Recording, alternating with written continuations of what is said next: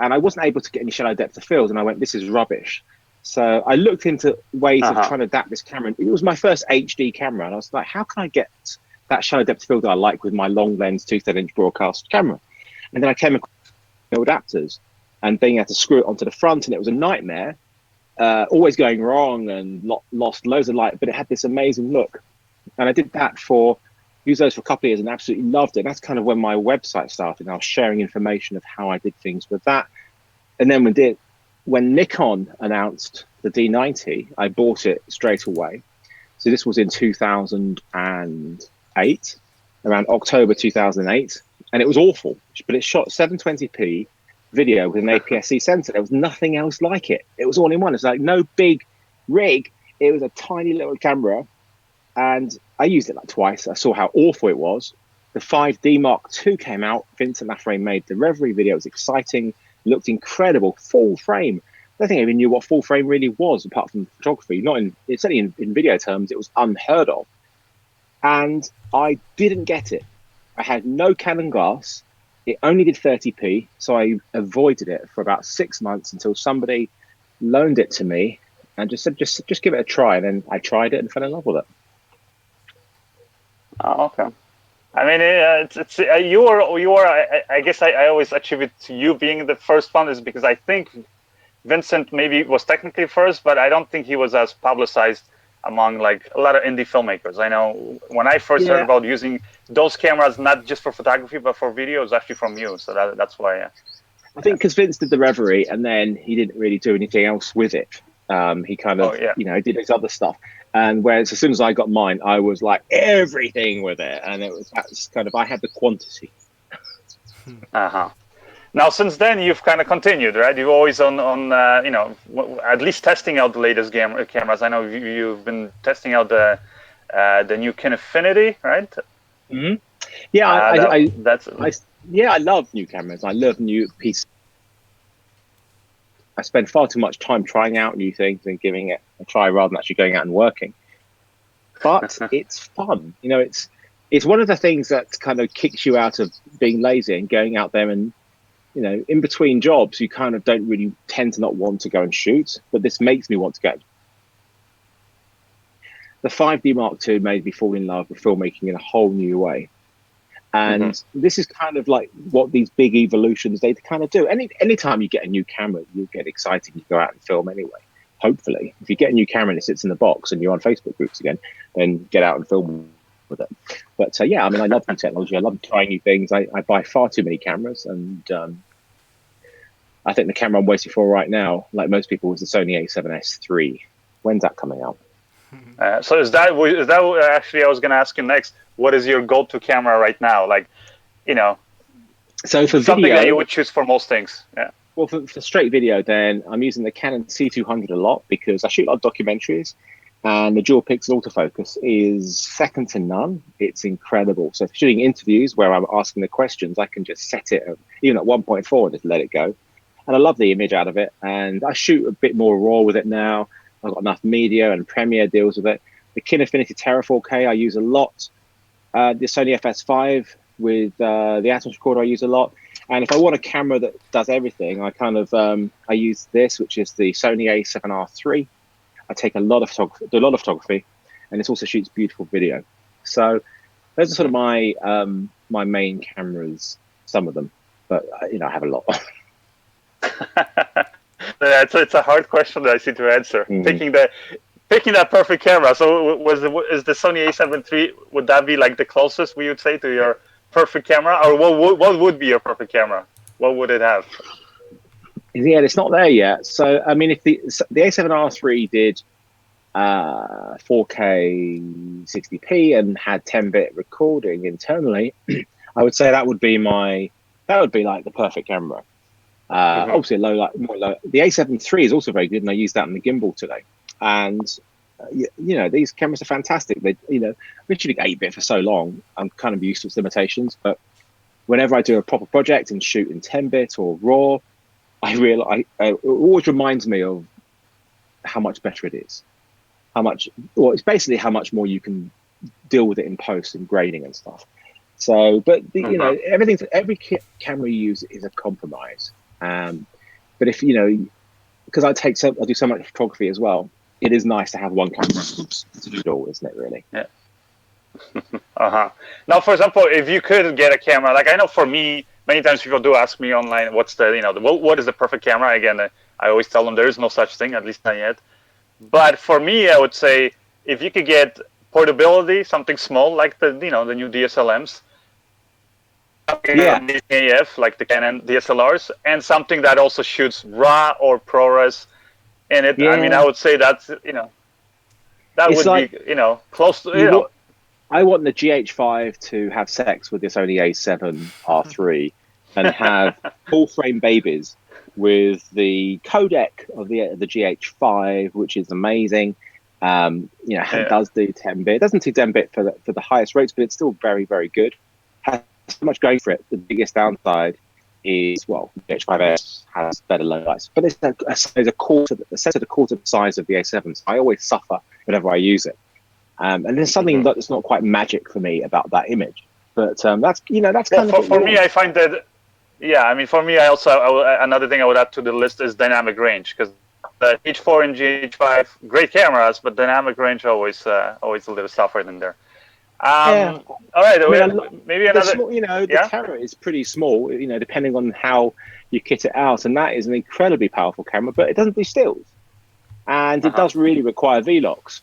So that adds weight, and it becomes, as a documentary filmmaker, I want to use a very good camera, but a lot of my filming is, it's a lot of one-man band shooting, and so you have to carry the gear, and you can work a lot quicker if you have light gear, and so that's really important. So exactly. Just getting shots really quickly. If I have a mirrorless camera on a tripod, I can run around and get some fantastic shots really quickly.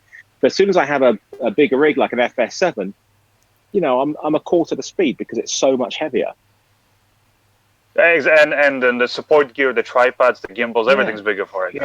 Yeah. Well, and I think that's what a lot of miss. It's like I know a lot of times when it comes to my clients, like they'll show me, our budget can afford, like a fully rigged out Red Epic or something, and I'm like, that's great, but can you afford the bigger crew? Can you afford, longer shooting schedule? Can you afford better support gear, all that stuff? Those are things that usually people don't think about. When you're dealing with clients, actually, camera, people say, I'm always getting asked what's the best camera. And I say the best camera is not the most expensive camera. The best camera isn't necessarily the best camera that's out there. The best camera out there would potentially be an Alexa 65, potentially, because of the best camera. Or in terms of image quality. Yeah. In terms of the best camera, it's like the best car. What's the best car? The best car was the fastest car, the most expensive car, the most economical car, the car that you can afford.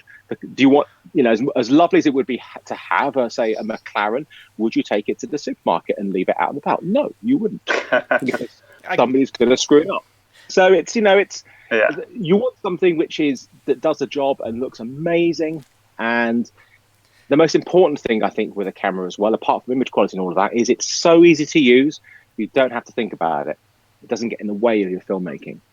Yeah, that's key. You actually got to get those shots at the end of the day. Not a camera that drives you nuts, that takes forever to do anything, or the batteries are a nightmare, the menus drive you nuts. Any of that sort of stuff just puts me off. Yeah. Feel the same way. Now, have you ever done a job where a client was like pushing you for a specific camera because maybe they saw somebody else use it and they attributed it, I guess, the quality to that camera?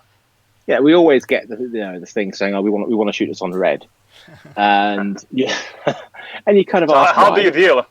Okay. Yeah, look, if at the end of the day, if a client's going to pay for you to get a red in, and they want you to use it, and you want to keep the client, you say, okay, fine. But most of the time, I will say, for whatever reason, blah blah blah blah blah, we'd be better off with this because of this. Until that, is it the helium that's come out recently that actually can shoot in available light? Red is not a good camera for available light, but it is now. So that was my kind of most of the times that we're working in this location, we're doing a lot of low light stuff. We don't have the budget for proper lighting crew.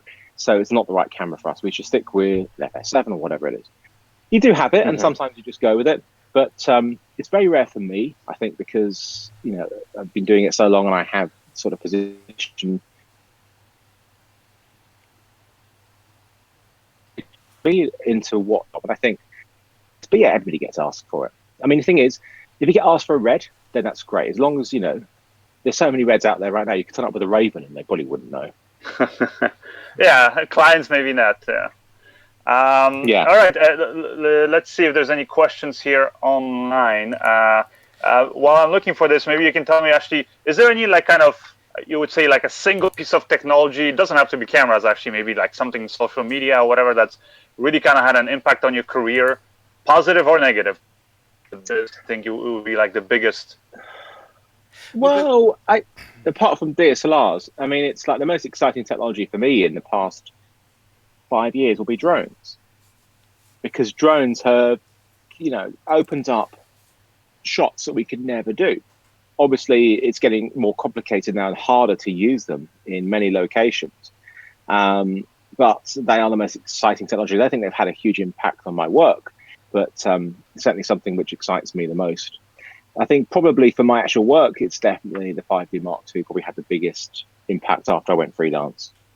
But would you say, sorry, I've been quiet here, but Phil, would you say like you being on social media and having your own website, your blog, or where you actually took the time to share all the insight you would, that you would get from your projects, did that make a big difference and maybe set you apart from other filmmakers? I think, yeah, I mean, certainly the blog at the time, I'm not as active at all on the blog. I use social media way more than I do on the blog. I should really do more on it. I think that definitely had an impact on my life with my work, because it got my name out there. And so people, certainly the work from Lucasfilm and everything, that came from the blog. It came because that was before social media really took off, because that was in 2009. So whilst the social media that we used was out there, it didn't have anywhere near as much as the impact that we had. Twitter was, I probably joined Twitter around 2009. So yeah, the blog certainly had a huge impact on me. Right.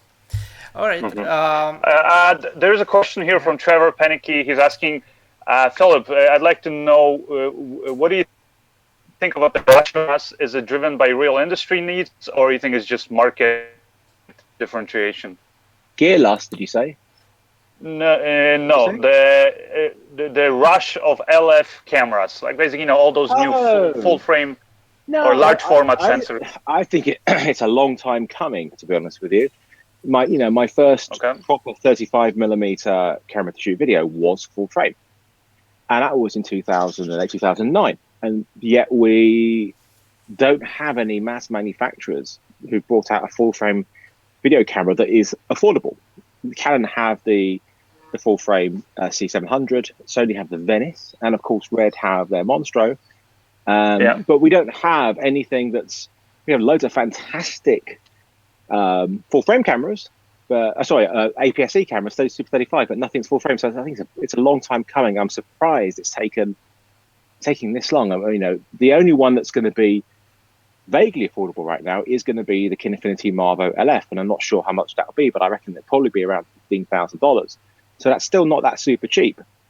So I think it's something that is a long time coming, considering how long we've had full frame DSLRs and stuff. And that was for me the ridiculous thing about when the 5D Mark IV came out, the first 5D to have 4K video, but you had to go into a 1.74 times crop or whatever it was, which means you don't have full frame video with it. And I was like, that's ridiculous. It's the first 5D I've not bought, because the whole point of dealing with cameras which don't have all the video features is the image, the full frame image. If you don't have that, then I'm not interested. So I think having a video camera that has full frame is a long time coming. I just want more which are kind of cheaper. I think an FS7 III, I hope, will be full frame. Next question then. What do you think about the difficulties in telling a story with 360 cameras? I mean, you've been doing some 360, I know. What do you think about it, 360 in general? I haven't told a single story with my 360 cameras yet. And I've been using them. I've been using them since 2014. Mind you, the video wasn't really any decent for about a year or so after that. And I now have a 360 camera which I consider good enough to shoot proper video, and that's the Insta360 Pro, because it's 8K and you need all that extra resolution, because when you blow it up to the whole sphere, your resolution drops massively. Telling a story Actually, I have a question. hard. Sorry, I have a question about that 8K thing, Insta360. How is it working with the footage? Like, is it the workflow fast when you're editing and stuff? Or? Yeah, it's fine. It's fine. Look, it records in H.264. You've got to stitch it together using their software. Okay. You could stitch now within Premiere because there's now a plugin, but otherwise you use their software. You stitch together, you create an 8K sphere, and it's basically working with 8K video. So it is a struggle. It isn't as easy, but yeah, it's fine. I haven't done anything massive with it. I keep meaning to go and shoot a documentary in 360, but it's so tricky because it really does, I feel, require a presenter. It needs something, a person. If you did it about something, then I think it's fine. But the problem with 360 videos, my good analogy is Grand Theft Auto. With Grand Theft Auto, the new Grand Theft Auto games, you have a free roaming world, but after a while it gets boring, and you want to follow the story. You need to go where they say. And as great as 360 video is, you enjoy looking around and stuff, but it becomes boring until you're told where to look and something is driving your attention. So that's what 360 video always needs, is something for the viewer to look at and follow. So I do need to do something, and I really should go and actually do it. I have the tool to do it. And my biggest issue with doing it is I don't want to do it just for the sake of it. I want to do it because it would be better in 360. That's the key. And for me, if I don't think it's going to be better in 360, I'll do it in 2D. Good point. I mean, for me, I also think kind of the same thing as you're saying, is you kind of have, at the end of the day, you have to direct the viewer's attention, and it seems to be better done in a simple, 16:9 video. But also, I think just the consumption of it is like, I find a lot of times people will watch 360 videos on their phones while they're like rotating around, or the headsets they have are not that good. So yeah, Well, could you imagine doing that? Imagine if you're doing it as vertical, it's even worse because you really got to move around to actually see anything. It's like, oh my god, maybe let's change this up a bit. Let's be more with it. There we go. Now we're hip, guys. Come on. It's funny because the next question I got from Red Track Travels is, what do you think will the future of vertical filmmaking like IGTV? Do you think it's actually going to stick around? If you want my real thoughts, go and check out my IGTV. I saw your post with the multiple eyes. My first four videos, I rotated 90 degrees to just put as landscape. And then I did a joke video, which was a pretend Ronin S review, which is a lot of people found really, I think 2 people didn't like it because they thought I was taking the piss out of vertical video, which I was. But because it was like this, I was saying, here, welcome to my review of the Ronin S. As you can see, it's fantastic. And then I looked and went to the monitor like, hang on a minute. And I had to bring it in because of the vertical.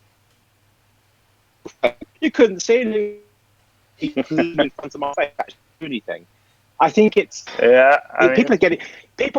it's kind of, you either have people who are saying, you've got to look, it's where the kids are using, it's the demographic, you've got to try it, it's amazing, it's going to give us amazing new challenges. And then you have people go, it's not the right way we look, it doesn't make any sense, why can't people just turn the phone? And then there'll be a few people who will be a bit wishy-washy, but it's very polarizing. You're either completely against it or you're like, hey, new technology, let's embrace it. If it can tell the story better, like 360 video, then great. If you're doing fashion videos, seeing full-length people and stuff would look fantastic and giraffe documentary. Hello. The framing I would have had to have done on that joke video I did of the Ronin S review would have had to be watched wider to show the gimbal next to me, would have meant stupid amount of headroom or stupid amount of table. The composition would have been screwed up if it's for the right reason. I have an idea of how I'm going to use that space. I might put up a video in the next couple of days using it, just a thought of how I could use it. But my biggest problem would be it requires me to either shoot it twice to be able to make the most of it, or to spend more time in edit to create 2 versions to make it work on both sides. At the end of the day, the Instagram video, IGTV platform quality isn't good enough to justify this work right now. quality looks rubbish. The compression's awful. And if you do make something on that, that's where it's going to end up only. Yeah, you can share it to Facebook and have that lovely, awful left and right where they kind of like an opaque version of whatever's on the image. It looks awful. I think I actually watch it. Maybe I'm not.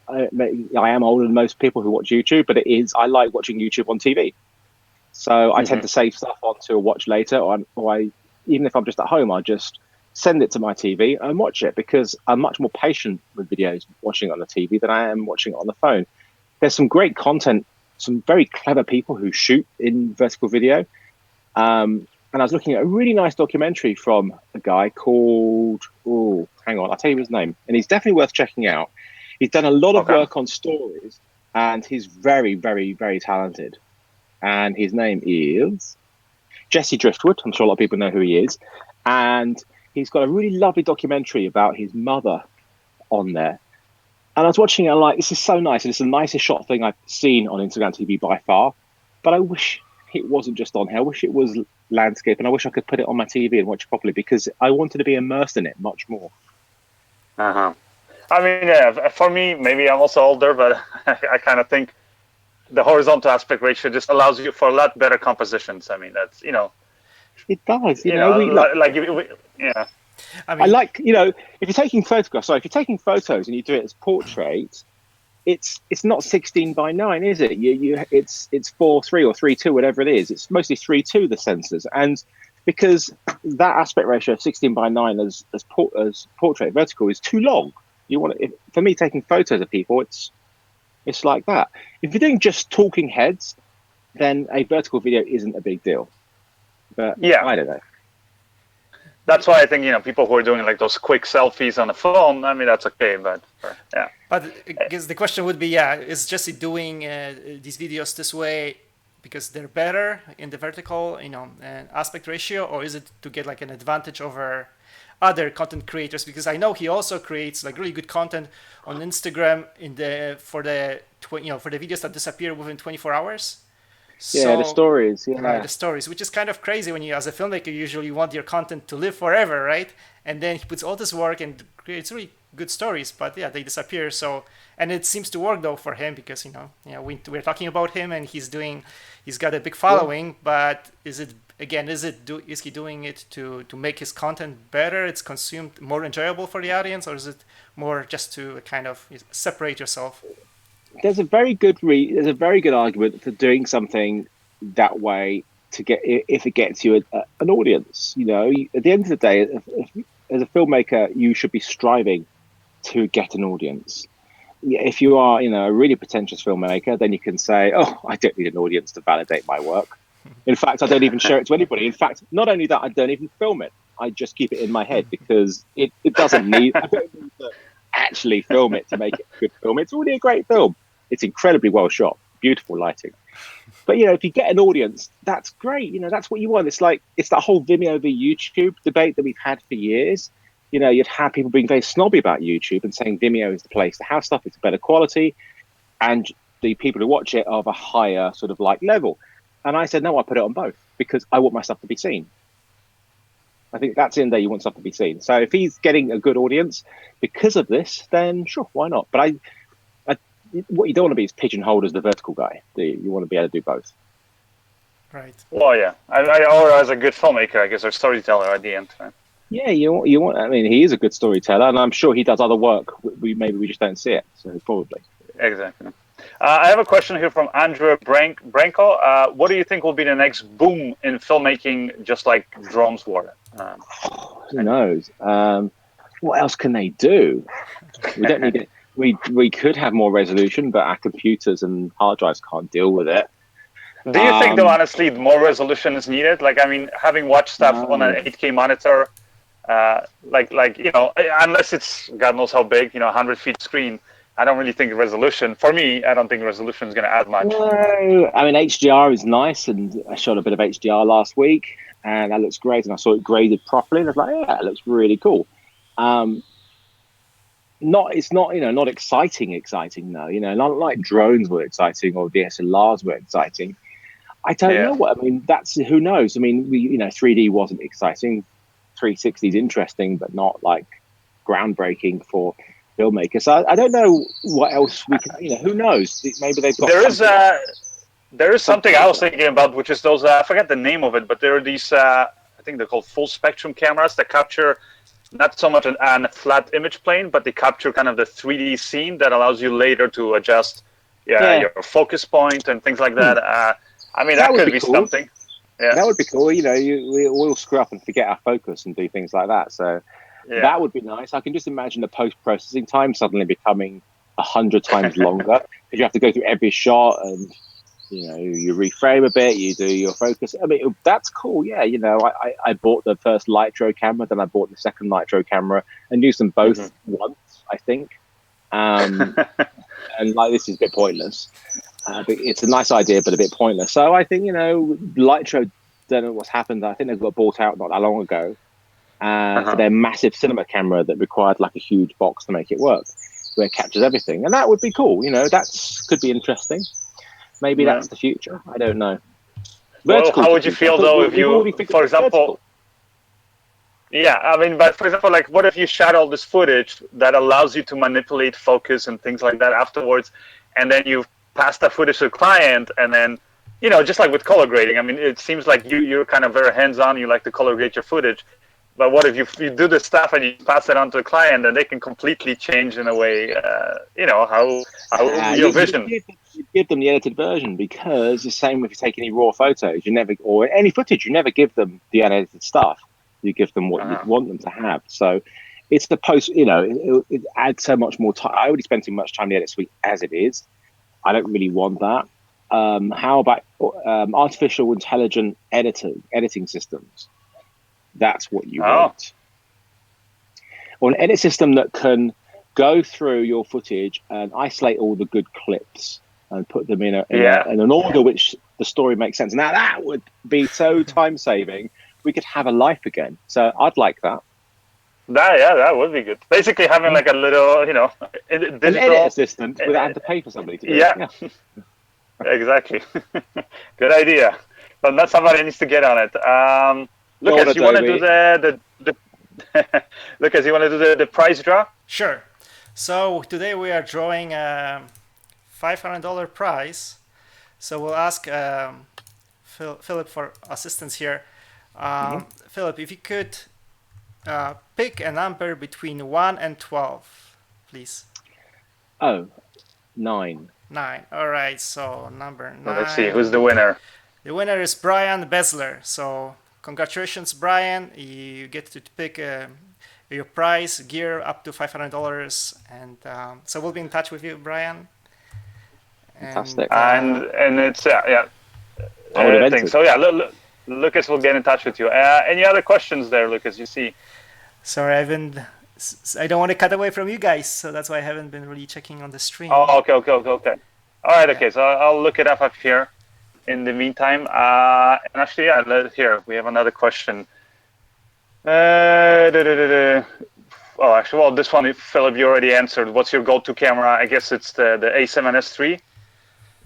A7R3. Yeah. A7R3. The A7S3. I haven't got that. Have you got one? What's it like? No. I always keep on saying it.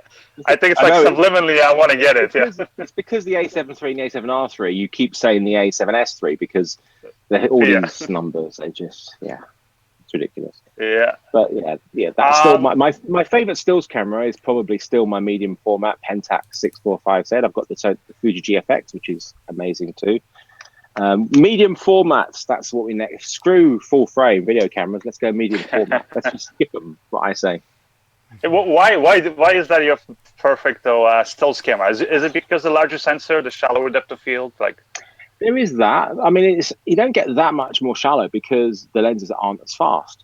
So I do have an f2 is my fastest medium format lens, which is an equivalent to like an f1.4 on a full frame. So it's not like you're getting anything super shallow, but it's the fall off. It's much more beautiful and harsh than the harsh you can get on the full frame.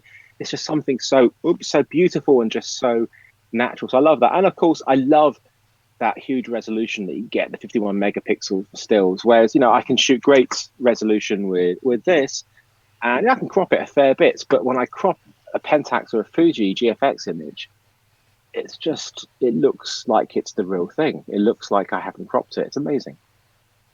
Is there, okay, so I'm going to ask a question, Philip. Is there like a passion project you're developing, you're hoping to shoot maybe in the next year or two?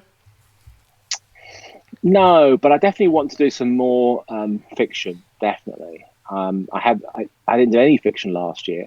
I did some the year before. So I want to do some more of that because I think it's important for everybody, even if it's not something that you want to do that much of. I think it improves you as a filmmaker if you try different disciplines. Say if you just shoot fiction, which if you just do shoot fiction, I'm wondering how on earth you make money.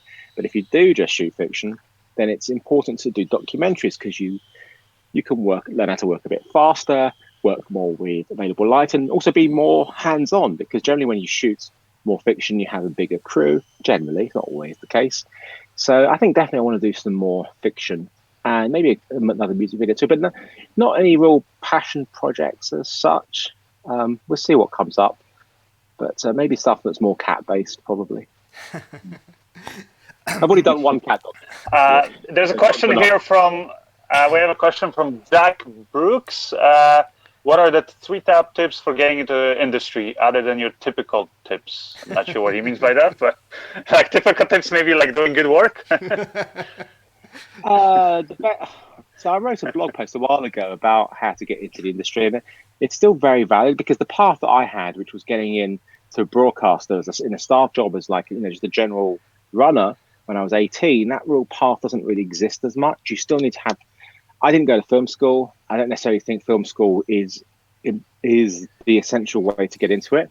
What film school does give you is knowledge and understanding of rules of how to do things, because you do need to have that knowledge. And I did a cinematic masterclass, 8-part, 9.5 hours last year, and I think that gave hopefully people a lot of base knowledge of how to do all these things. But actually, when it comes to actually getting into the industry, is very tricky because everybody and their mom shoots video these days, and you've got a lot of competition out there. I think the one thing you've got to decide is there's a lot of people who go out who want to shoot video to film themselves, to become YouTube famous. They want to be Casey Neistat. They want to be Peter McKinnon. But Casey Neistat is Casey Neistat. Peter McKinnon is Peter McKinnon. You can't just copy people, so you have to find your own way. If you want to do the more traditional thing like I do, then it's really hard. You have to be patient and approach people to maybe do videos for them and keep shooting, find people to collaborate with. And it's in a way But do you think you're traditional then? Like you're saying? I'm semi-traditional in that I make my money from not being on the camera, mostly, apart from my training course. The YouTube stuff is a bit of fun. The reviews are a bit of fun. They're not there to make money. They're certainly not going to make any money off YouTube, not the views I get. They're purely done for, I quite enjoy doing them. But the money I make is from filming as a filmmaker. So documentaries or corporates, whatever it is that I'm making. So I think you just got to the irony of the fact that everything is now more affordable, and therefore, in theory, essentially it is easier to get started because you can afford stuff, but it's now harder because obviously it's expanded to a huge amount of people. So it is a case of trying to find somebody you can learn from, to become an intern from somebody you can follow, get some contacts, get some work, help people out. Nobody's going to give you work until you have work to show people. That makes Well, I think that's the key. Is at the end of the day, you have to have something to show. But I would say you kind of hinted at that with Peter McKinnon, with Casey Neistat. But I think even with your work, even though you're behind the camera, everybody who's really out there, like really noticeable, is original in some way. I mean, like I'll tell you your video, the one you did about the MSI computer switching to Windows, like that is the most creative unboxing video I've ever seen. And even though you're in it, but I mean, it's just the way you edited the music, the shots, you have those reflections. Like I remember, and this is funny too, because I got the same computer from MSI and I did a video about it kind of just straightforward. And then afterwards, I heard you did a video, and I was like, oh, let's just for the hell of it, let's compare it. And I watched the video, and I was like totally blown away. But the fact that you took this non-traditional approach, even though you're saying you're a traditional filmmaker, and I think even as a cameraman, you can always add something creatively, and be basically original. You have to, because look, this is my 30th year of professional shooting, which is a hell of a long time. I grew up with my dad who hated his job, and I assumed that's what work's about. I managed to find something which I loved, and I'm half decent at, and I have not fallen out of love with it, because you have to try. You have to always give everything you could possibly do for every project that you do. So, when Western Digital asked me to make a video about a hard drive, I made an enormous effort, because it's not just I want them to be happy with it. I want me to be happy with it. I want to challenge myself, like, okay, yeah, I'd love to make a video about a hard drive, because that sounds incredibly hard. Anybody could, if I said to you, I want you to go and make a video about this 5-star hotel in the Maldives. Yeah. Drive. That's what challenges you, and that's what I really enjoy. I really enjoy the things which aren't the obvious. I did a travel series for 3 years, going around the world and filming these amazing places, and that was great fun. But I always got more of a kick out of trying to make something really crap look really good. That's fun. So what's the one single project video that you are most proud of? I didn't really have like that. I've been asked that before, and I was trying to think. I mean, I'm really proud of the video I made of my dad, which was just spur of the moment kind of thing. I thought I really need to make a documentary so there's a record of his life that my family can look back on over the years. That was important to me. But when it comes to other stuff, I am proud of the work I did on the CNN series, The Wonderlist, and that's something which will always live with me. I don't know. I haven't done my best work yet. All right, I think, yeah, that's a good way to look at it. That's a great answer. What would be then one of the most difficult projects that you've done, and what did you learn from it? All right, that goes back to making things which are challenging. I had to do a corporate video for an insurance company, and they gave me examples of stuff, of high budget stuff with these big things and stuff, and I'm like, cool, okay, sure. And I turned up at their location, and they promised me an amazing visual call center, and there was 5 people in a row with computers and phone headsets. I was like, wow, okay. I made it look like there was 20, 30 people there, and it wasn't easy, and not using any visual effects. It's all using, the way we manipulate the optical image by positioning and framing, and that was really fun. It's not anything exciting, but it's those sort of things that any job like that I'm really proud of. Some of the work I did in my Sky News days and my documentaries there, I'm very proud of. I made a couple of videos about child sex, which I'm very proud of. There's lots of things I'm very proud of. So yeah, I mean, I don't necessarily like looking back at them, because I sometimes cringe at some of the things that I've done, especially when it comes to color grading. I think my grading's got a lot better. I'd like to go back one day and redo everything. I am definitely going to go back and redo all my time-lapse videos and make them 4K, because I've got 4K already. I just didn't edit it back then. So yeah, I don't know. What do you find most challenging about filmmaking? Yeah, okay. Well, the most challenging thing about filmmaking is there is the case of trying to be original. If you're not trying to make content for viewers like on YouTube, then you are trying to make something original. If you're working for clients, whether broadcast or corporates, you want to give them something that makes you stand out from everybody else that they've used. Whether it's, ideally it's your technique or your style. So that's kind of, I think is the thing you really want to try and do is to find, I would say, your own voice as such. And I think that's a really important thing when you are filmmaking, is you've got to have that. to make you stand out, because there's so many people out there doing things.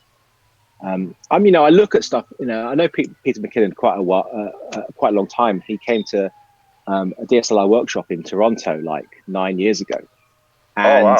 yeah, so it's funny seeing his rise of this. And I met him in May last year, and I think he's exploded enormously, even more. He was exploded even more.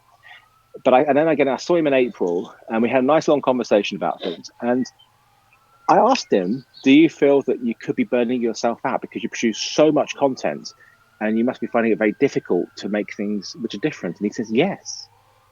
And that's it. That's the problem when you're doing this sort of stuff and you're trying to produce a lot of content for the audience, is that you could end up, burning yourself out creatively to the point where you need to stop and just recharge and find a new way of doing things. I could never do anything. I mean, you produce a lot of online content, and I'm amazed at how you do that as it is, but you don't do daily stuff or even 3 videos a week. And I find that sort of thing incredibly impressive. And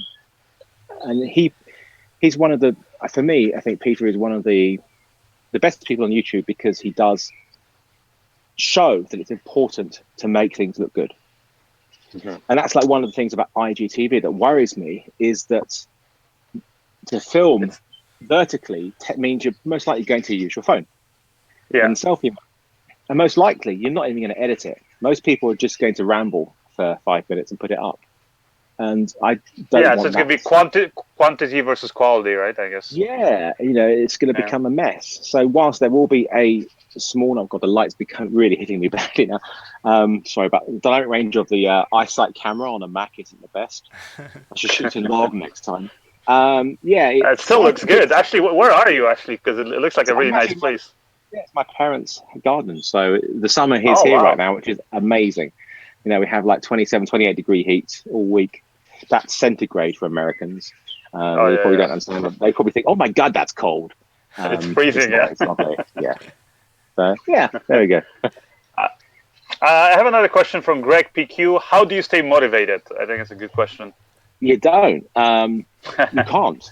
It goes in just, it's about people. To be motivated, the whole thing is really hard. And I think, having done it for so long, it's difficult to be motivated. And, there's times where I just want to sit at home and just binge on a Netflix show and not go out and film. But I'm never happier than when I'm behind a camera. So I think that's how I stay motivated, because I still love what I'm doing. So, today it's Sunday. I'm here for the weekend with my parents.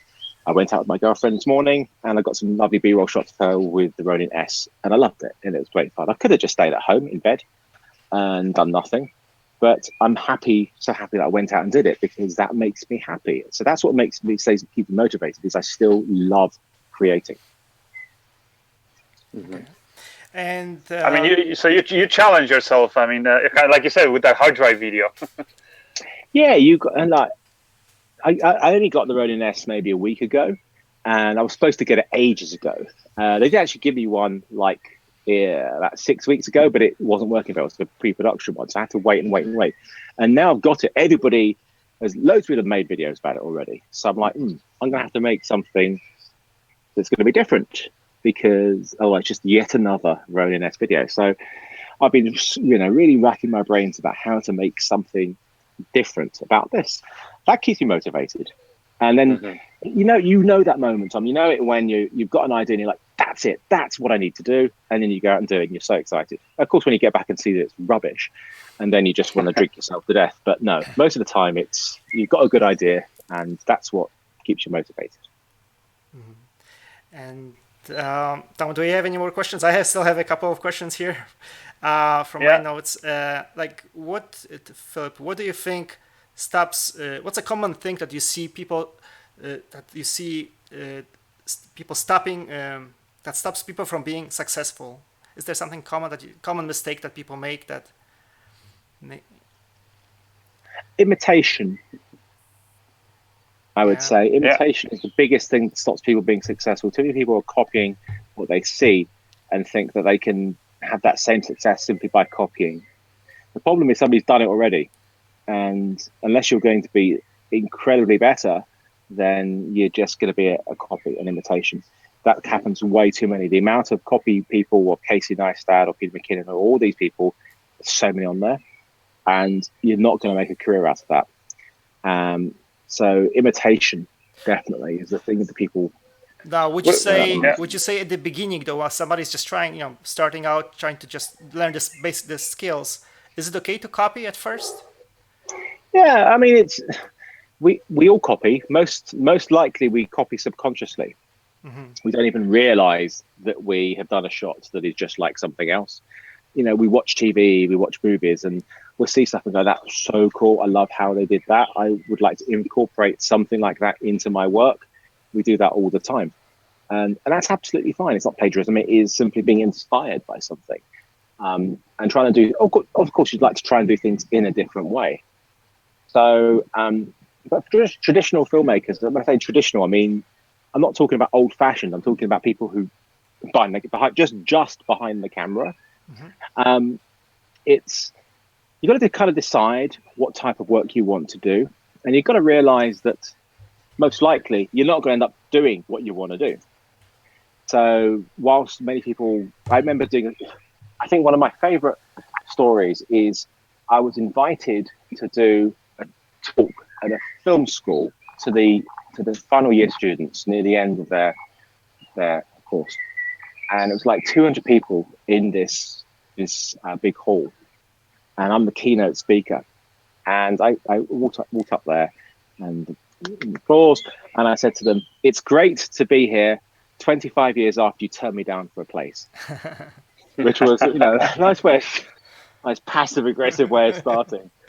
And I asked them during that talk, I said, "So how many of you guys want to be Hollywood directors?" And everybody put their hand up.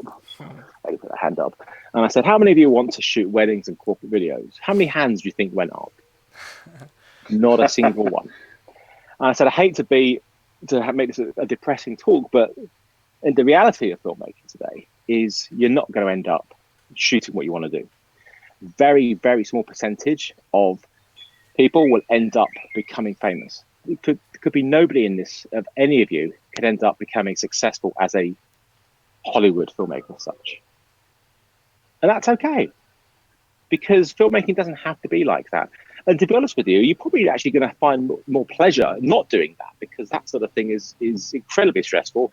Being part of this massive machine with enormous stresses on you of a huge budget, a huge amount of people. Shooting corporates is fantastic and fun and creative. Shooting documentaries is wonderful, and you tend to work with much smaller teams, still shoot other stuff. So it's a case of finding something that, there's nothing wrong with ambition at all. Be ambitious and aim for that. But don't put everything into, I have to do this. And don't expect to jump out of your film school and land a commercial for Nike or a music video for Kanye West or whoever it is. You're not going to get that. Be realistic about what you can achieve and be patient. Be patient. This was kind of basically what I gave to them. Whilst it was a bit of a reality check, because I don't think anybody in the actual course tells them any of this sort of stuff. It is patient, and you're good as a filmmaker to be successful these days. You have to be a good businessman, and that is important. Mm-hmm. That's true. Okay. True. I also like that. Sorry. Yeah. I also wanted to add, because one thing I was actually, as I was preparing for this show, I was digging up all of your on the forum, on the Mac forum, Philip. I saw you leave this comment that I found very interesting. Wanted to share it, where people were debating why you were so successful, right? And one person said, Philip was in the right place at the right time, and then you made the point that you were in the industry for 25 years. And there was all these things had to happen before he became very well known. And I think that's especially with young people, maybe there's that impatience and expectations, sort of sure.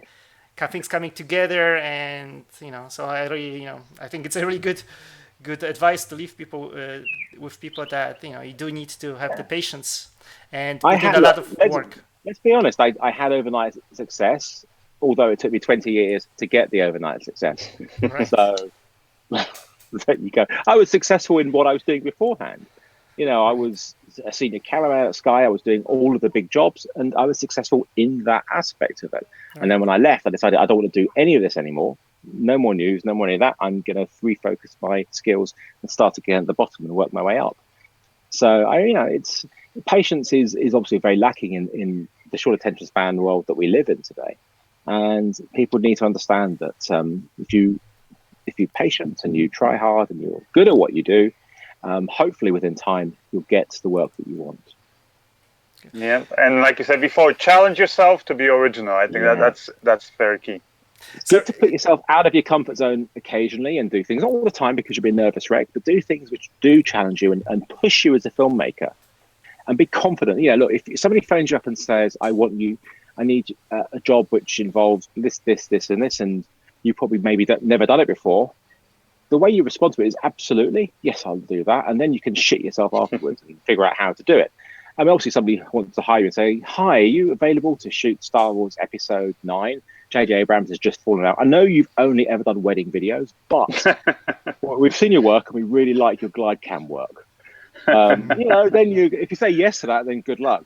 But, to a reasonable level, it's good to have that for sure. If you guys don't mind, could we go back to the first question, just because I messed up on the audio on the first question, and it was such a good, it was something that really surprised me, the answer that we got from you, Philip. Tom, can you just which one was that? Was too long ago. Oh, it was about how important is it to be like on the edge, as a filmmaker, cinematographer, how important is it to be on the edge with technology, following technology and using the latest technology? Philip, if you could share those thoughts again. Or is it important? Yeah. It is. Look, it's important to a point to know what technology and how it can help you. It isn't going to necessarily make you a better filmmaker, for sure. The more it's a better camera isn't going to make you a better filmmaker. We all know this. It goes back to some of the best work I've seen comes from people who have limited gear. They shot it with a Canon T2i, and then I'll see stuff shot with a Red Epic, and it'll be awful. It's nothing to do with that. New technology can help. Drones can help. But I mean, you've all seen drone videos, which are great. You've seen, for me, although I do put out a drone video every now and then, my drone work is a tiny bit within, a film, a documentary or corporate. It's a tiny, it'll be like 2 or 3 shots. So it's important not to get left behind. Without question, don't get left behind by new technologies. And certainly a lot of people did that when DSLRs came along. There's a lot of cameramen who were just with their 2/3-inch broadcast cameras and weren't just, I'm not going to touch one of those. That's going to be a nightmare. But I know a lot of them, once they then started using them, they got really excited and got reinvigorated about what filmmaking is like. So I think it's important to keep abreast of it all, but I don't think certainly don't need to go and buy everything. Yeah.